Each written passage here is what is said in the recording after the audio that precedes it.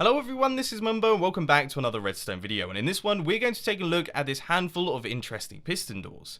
Now some of these might look just a little bit familiar because all of them were featured in the 20 doors in 100 seconds video, but of course that was a very quick look. We just walk on straight through, don't take a look at any of the mechanics or any of the redstone behind them, so what I thought we'd do today is this little video showcasing all of them in just a bit more detail. All in all, I think they're pretty cool, so let's take a closer look. Now the way that this video is going to be working is relatively simple. We're going to be reading it like a book, going from left to right, and all of the tutorials for these doors can be found down in the description. So anyway, let's crack on and take a look at the first door that I've got for you today. This is the 3x3 cross door, and there are absolutely no prizes to those of you who can guess why it's called that. We've got the block in the middle, and then we've got the piston arms extending into it, and I have to say, I really like the way that it looks. Now if you flick this lever down at the bottom here, you can see that the block gets retracted down into the ground and all of the piston arms retract into all of the other sections, and the opening is relatively fast, the closing is considerably faster, and the opening and closing sequences look really very nice indeed. Taking a look around the back, we've got all of the redstone behind this thing, and as you can see, it is all incredibly compact, and that is mostly because this door is a very simple one. We've got a double piston extender and a few regular pistons to extend. All of the double piston extender mechanics are handled down at the bottom here, so then it's just a simple case of transferring the redstone signals up to all of the pistons that need it. In terms of resources, there's nothing much to it, so this one really is a good one for building in survival mode. Moving on to door number 2 now, we have got this little thing.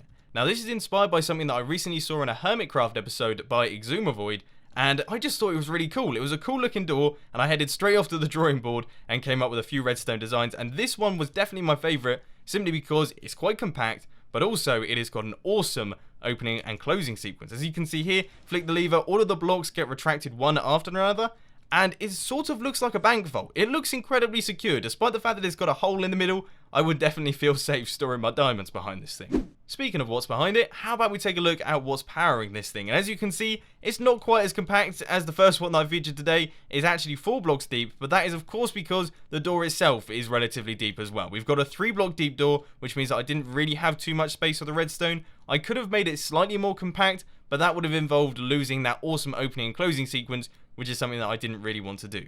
Now in terms of resources, it's quite expensive. It uses a lot of repeaters and also quite a few sticky pistons, so if you don't have a slime farm, then this definitely isn't for you, but all in all, I think it's a good one. And finally, for the last door that we are featuring in today's video, we have got the 4x4 cross door. This is essentially a scaled up version of the first door that I featured in today's video. We've got a 2x2 area in the middle with a few pistons extending inwards, and I think it looks really cool. Once again, I like this type of door design, and it's something that I'm going to be using more often. But anyway, if we flick this lever here, you can see that the opening and closing sequences are all very nice and fast and in sync, and also, on top of that, the redstone is incredibly simple. This is actually a simple circuit, probably one of the simplest ones that I'm featuring in today's video, which is quite something, considering it's also the biggest.